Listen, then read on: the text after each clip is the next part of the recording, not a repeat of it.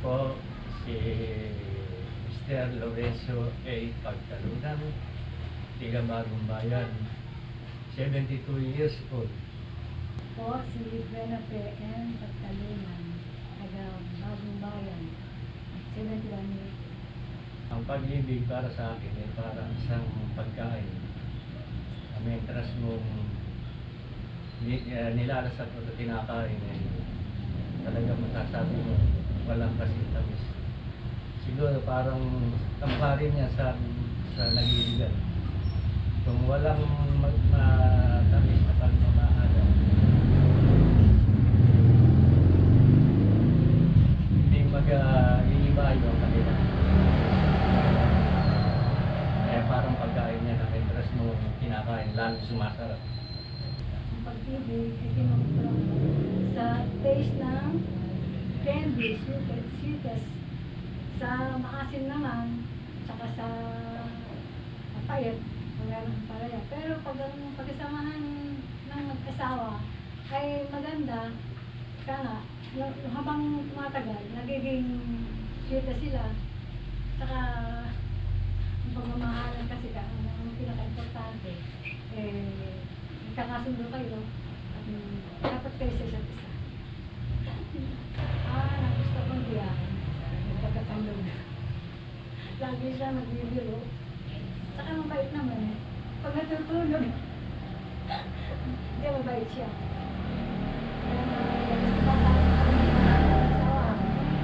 Nagkakasundo. Ika na hindi naman mawala sa mag-asawa. Minsan, di ba, nagkakaanang kayo. Pagka naman wala na. O naman, ang gustuhan ko sa kanya, maunang biyahin niya, mabait. Sa lahat ng mga lalaki, ang masasabi, lahat ng hinahanap sa isang babae, sa isang kanya wala namin. Kaya kami magkakilala, ay sa dahilang iisang lugar na kami. At halos ang pagitan ng bahay namin halos mga ilang metro lang. Kaya simulat sa pool, sa paglaki namin, kami na rin ang magkakasama dahil bukod sa magkakapit-bahay kami, hanggang sa pumasok kami ng elementary, kami magkaklase hanggang sa matapos ang elementary namin at pumasok kami sa high school, kami pa rin ang palagi nagkikita. Yun po ang nagsimula ng aming pagkikilala. Nung magsimula yan na sinuloy ako, nung partner na high school kami, lagi siya nakasubaybay. Hindi ko nga alam kung nakakalaman niya lahat yung mga, kaya pala meron siya inutusan na babantayan ako. Yung time na talagang siya talagang nilutukan niya ako, ayaw siyang umalis, nasa titinda ako ng tiyahin ko. Maghapon niya uuwi lang yun, pagkakain, tapos babalik ko naman. Napukulitan ako. Kaya nung time na yun, sabi ko, sige na nga. Kaya lang, sige na yun, hindi ko pa yung sinasagot. Nagkagulandag na. Kaya, hindi ko na nabawi. Yan na, yun na. Nakala ko sinagot mo na ako nun. Hindi ko na nabawi Yun. So yun pala yung kwento, no, kung paano po nag-start yung ating romance. Then, tatay po, paano po kayo nag-propose kay ma'am? Nag-decide na paano po kayo nag-propose po sa kanya? Yun po yung ikikwento naman po natin. Nung pumanik ako sa kanila ng ligaw sa kanilang bahay, sinabi ko sa kanya na pagdating mukha ko ng 18, magtatanan tayo. Yun namang salitang tanan, palibasa nga, nung araw, parang against sa aking mga magulang niya. Kaya nag-decide ako, tawa ko ng isang hakbang na masasabi ko parang hindi maganda sa kanila. dahil parang sa pintang kong hinuha ang kanilang anak. At sinabi ko sa kanya, ngayon siya ang aking asawa. Sinabi sa kanya na itatanan. Kaya mas saka ako umabot ka ng 18. Ang pagkatana naman namin, pinagsimba ko siya sa Malolos Cathedral. Pagdating ng tapos na ang misa, inabangan ko siya doon sa labas. At sinabi ko sa kanya na itutuloy namin yung binabalak namin. Hindi ko na siya pinauwi. Pagsakay niya sa tricycle, meron na kami pinuntahan na bahay na siyang tutuluyan namin para doon na namin yung aming pagtatanan. Kaya doon natuloy ang aming pagiging masasabi kong parang mag-asawa na dahil itinanan ko na eh. Yun ang naging istorya ng aming pagtatanan, pag-isang dibdib. Salamat po.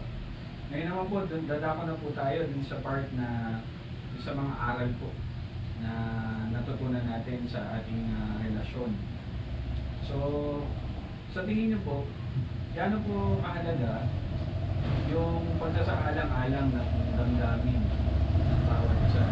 Ano po yung tatalakayin po natin? Ano po yung kahalagahan ng pagsasaalang-alang ng damdamin ng bawat isa? So, sisimulan po ulit natin yung sagot sa start po ng question. Sa palagay ko, napakahalaga ng pagsasaalang-alang ng damdamin ng bawat isa sa isang relasyon sapagkat yun po, ganun po natin siya sisimulan. Ang pagsasaalang-alang ng isang damdamin sa isang mag-asawahan ay yung merong magandang pagtitinginan at yung pasunuran. Na kasi kailangan sa mag-asawa, magkaroon sila ng give and take. Na kasi ang isang pagsasama kaya nasisira kung walang pagkakaunawaan ang magkarelasyon. Kaya kailangan palaging iisa ang kanilang mga nasa loob. Huwag silang kakalas doon sa kanilang pinangahawakan na yun. Ang halaga sa damdamin sa papaano, kailangan. Pares kayo na walang liman. Yung mag-uusap kami, gano'n. Kasi yun ang pinagmumulan ng hindi pagkakaanoan, pagka hindi kayo may lihim siya, gano'n. Sa pamilya. Gusto kang, kasi, di ba, family. Merong na pagdating ng kaya na sa salito. Kailangan, magkaano kami. Magkakaintindihan kami. Ganun na. Wala sa bata. Wala na.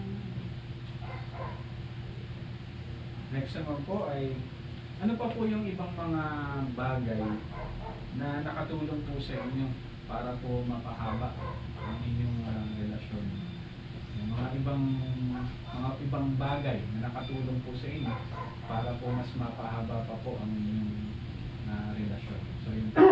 Kasi ako, pag mamahalin, pagmamahal sa asawa, pagmamahal sa mga anak.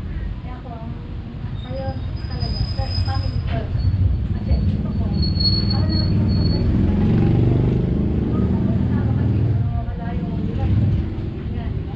pero ako, pinanindigan ko, ayokong magkaroon ng broken family.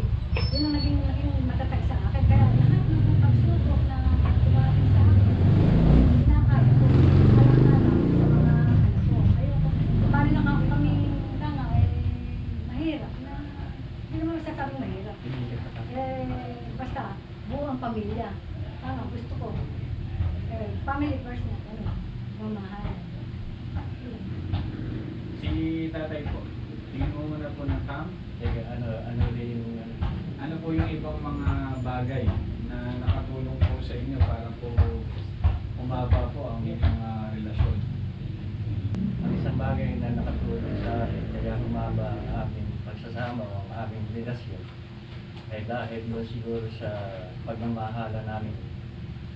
Niiwasan namin ang magkaroon kami ng hidwaan o kagalitan. Pero sa mag-asawa, hindi maayaalis ang magkaroon ng kagalitan. Natural lang yan. Ang isang importante lang sa mag-asawa, iwasan ng bawat isa na kung sino man sa aming dalawa, yung magkaroon ng pisikalan na kagalitan. Na kasi ang isang hindi ikinahahaba ng pagsasama ng mag-asawa ay pag umabot na doon sa meron na sakitan. Diyan nagkakaroon ng broken family. Pero yun, iniiwasan namin na umabot kami doon dahil sa kagustuhan nga namin na kami maging huwaran ng aming mga anak.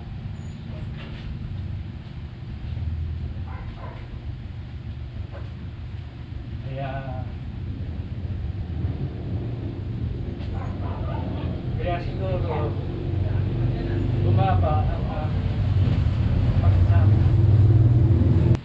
Marami. Ang may siya wala sila.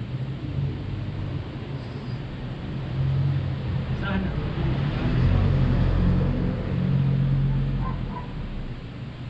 Mahalin sana ako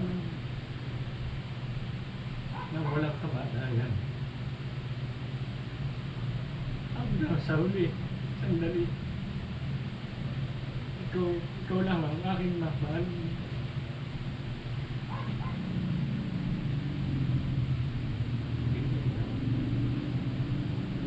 Cut. Ganda, nice. Iyak po.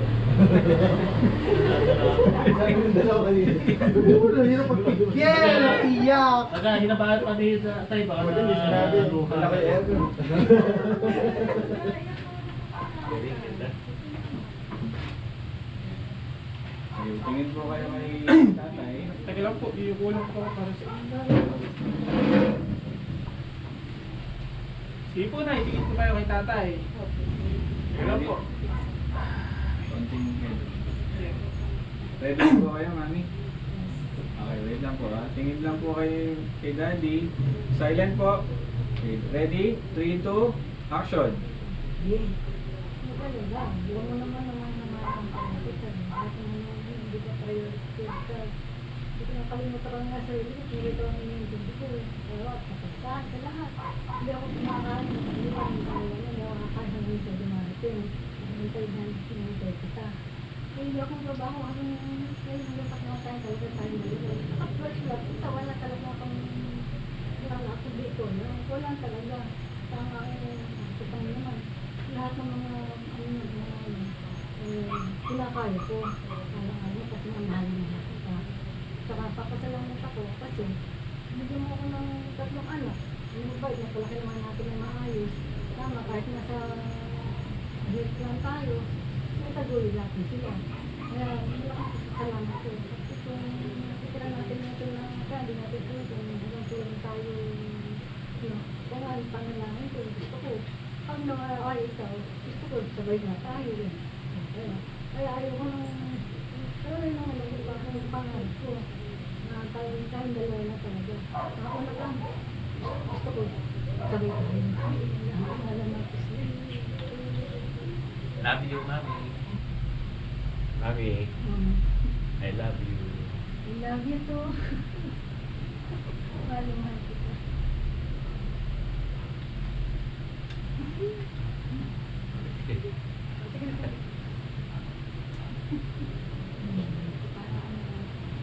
Hug po, hug. Love you, Mami. Love you.